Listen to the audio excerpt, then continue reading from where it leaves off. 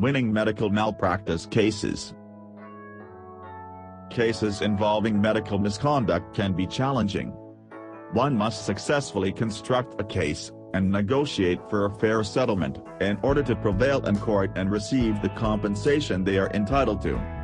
Success should be easier to achieve if you have an experienced lawyer on your side, and keep the advice mentioned below in mind. Number 1. You must move quickly. There are some lawsuits that you can file years after the incident first happened. There is less of a demand for quickness and prompt filing in these situations. That most definitely isn't the case when allegations of medical misconduct are made. A statute of limitations, which establishes a deadline for bringing a case, is common in many states. Depending on the jurisdiction in which a person resides, different restrictions may apply.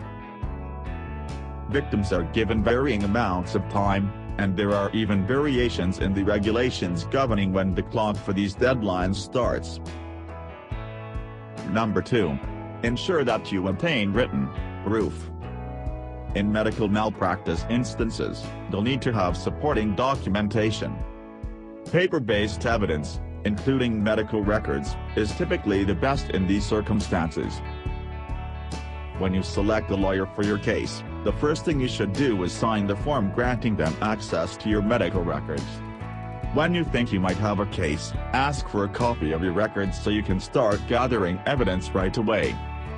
Occasionally, it may take days or even weeks to receive the documents returned into your possession. Number 3. Recognizing duty breach. It is crucial to grasp the legal definition of carelessness before you decide to file a medical malpractice lawsuit. Simply because a surgery or practice didn't go as planned or anticipated, doesn't give you the right to sue the doctor. A medical malpractice action only succeeds when a practitioner has disregarded their professional obligations. There are standards of acceptable and unacceptable behavior for doctors to follow. Other medical experts frequently assess what is reasonable or not.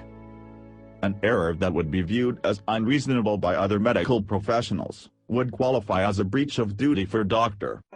One way to violate a duty is to use risky or unproven methods without giving a patient advance notice. Another would be to behave carelessly or recklessly, such as arriving to work drunk. If you intend to pursue a medical malpractice claim, it is crucial that you and your counsel clearly identify a duty violation. Number 4. Alert the insurance provider. Contacting the insurance carrier that the healthcare provider you worked with is represented by can be useful. By informing them of the potential litigation, they will be covered by insurance, and their side of the equation will do an internal analysis of the matter. Before filing a claim, you may be required by law in some areas to notify the insurance provider. An insurance provider will frequently cooperate with the prosecution to reach a settlement arrangement. Many medical malpractice lawsuits are resolved completely in this mediation stage without ever needing to appear in court. Before taking on your particular case, your attorney should typically have experience negotiating these types of settlements on numerous occasions.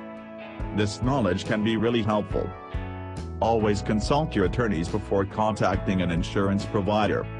Always make sure that you and your representative are on the same team and are working toward the same goals.